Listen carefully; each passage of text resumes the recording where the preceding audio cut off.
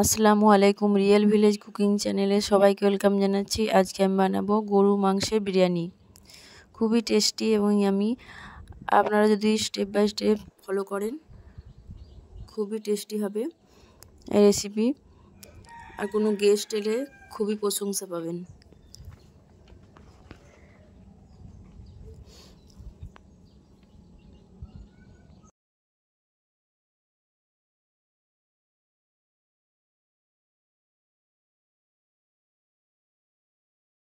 এখানে নিয়ে নিয়েছি 1 কেজি পরিমাণে গরুর মাংস,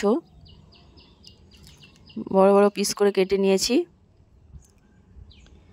এখানে নিয়ে নিয়েছি 500 গ্রাম নাফিস চাল। আমি ধুয়ে ভালো করে 40 মিনিটের জন্য ভিজিয়ে রেখে দেব। এখানে পেঁয়াজ বেরেস্তা করে নিচ্ছি বিরিয়ানিটা সাজানোর জন্য। এবার আমি গোশটা রান্না করে নেব। তার জন্য এখানে দিয়ে দিয়েছি সরষের তেল, এর মধ্যে দিয়ে দিচ্ছি পেঁয়াজ কুচি, একটা বড় সাইজের পেঁয়াজ কুচি করে দিয়ে দিলাম। পেঁয়াজটা কিছুক্ষণ নাড়াচাড়া করে হালকা ব্রাউন কালার করে নেব এবং এর মধ্যে দিয়ে দিচ্ছি আমি এলাচ, লবঙ্গ, গোল, দারুচিনি। এটা দিয়েও খুব ভালোভাবে আমি নাড়াচাড়া করে নিলাম। এবার যে গোশটা আমি ধুয়ে রেখেছি সেই গোশটা দিয়ে দিচ্ছি লবণ। লবণটা আপনারা টেস্ট অনুযায়ী দেবেন।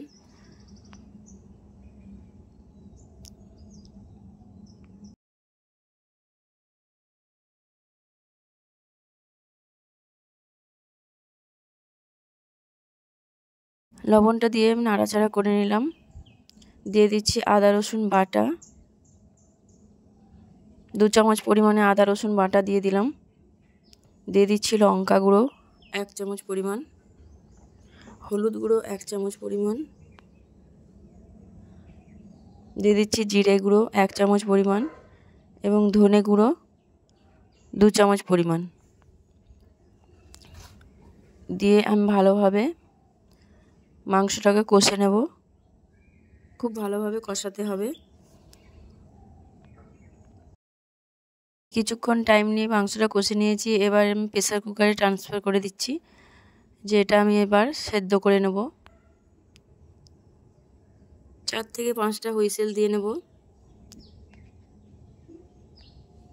এবার দিয়ে দিচ্ছি জল।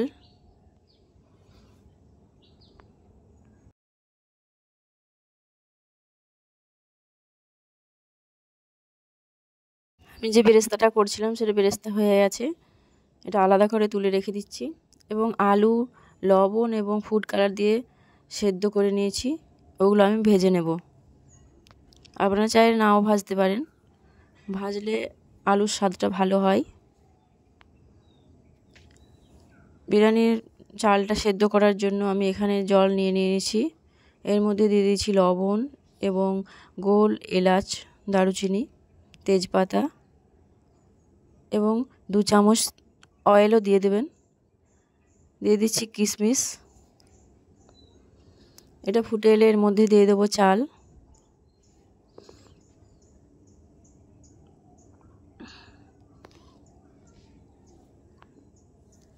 আমি এটা রান্না করে নেব।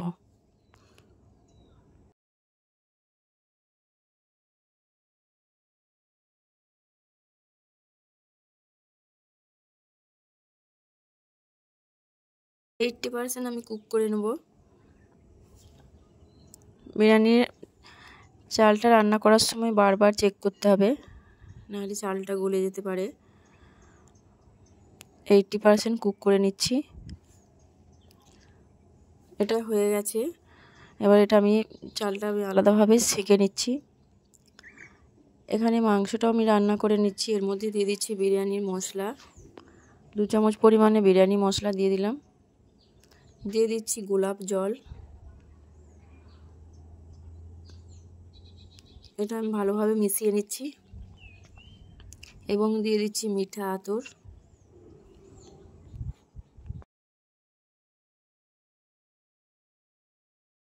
ভালোভাবে নাড়াচাড়া করে শুকনো শুকনো করে আমি এটাকে রান্না করে নেব।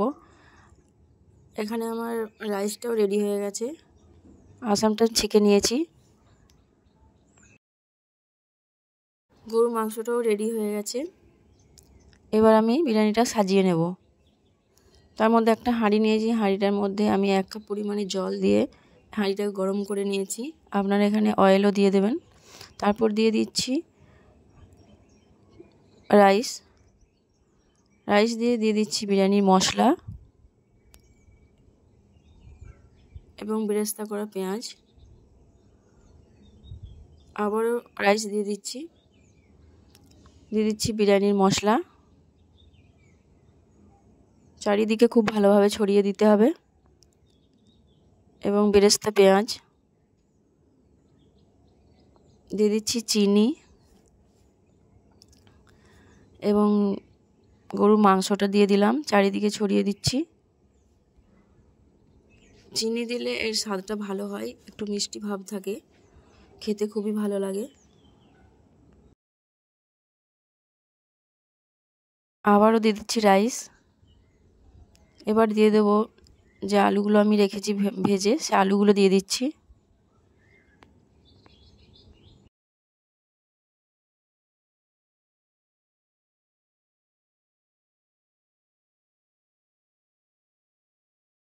এর মধ্যে আমি পেঁয়াজ বেরেস্তা দিয়ে দিলাম, দিয়ে দিচ্ছি আবারও রাইস দিয়ে দিচ্ছি।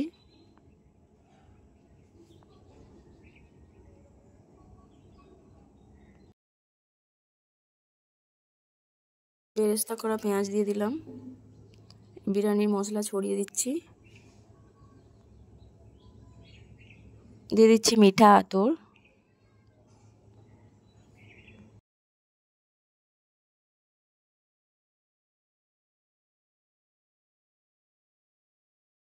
দিয়ে দিচ্ছি দেশি ঘি, 2 চামচ পরিমাণে ঘি দিয়ে দিচ্ছি এবং গোলাপ জল দিয়ে দিচ্ছি। চারিদিকে ছড়িয়ে দিতে হবে। আবারও কিছুটা পরিমাণে বিরিয়ানি মশলা ছড়িয়ে দিলাম এবং দিয়ে দিচ্ছি মাংসের যে ঝোলটা ছিল সেটা দিয়ে দিলাম চারিদিকে। এবার আমি আলু বোখারা দিয়ে দিচ্ছি। ফুড কালার, আমি দুধের মধ্যে ফুড কালার গুলে রেখেছিলাম, ফুড কালার দিয়ে দিচ্ছি।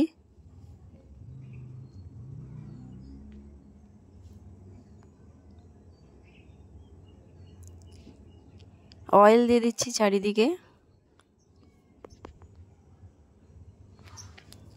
এবার আমি এটা ঢাকা দিয়ে দমে দিয়ে দেবো। প্রথমে হাই ফ্লেমে 5 মিনিট, তারপর 10 মিনিট আমি লো ফ্লেমে রেখে দেবো।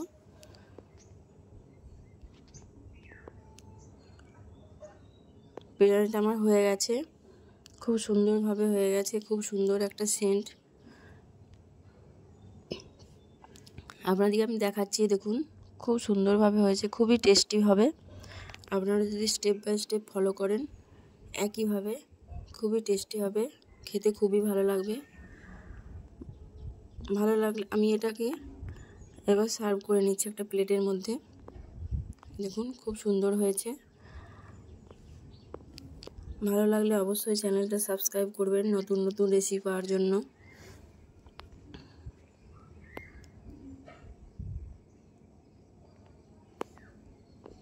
খুবই টেস্টি একটা রেসিপি, বিরিয়ানি খেতে সকলেই পছন্দ করে। কেমন লাগলো কমেন্টে অবশ্যই জানাবেন।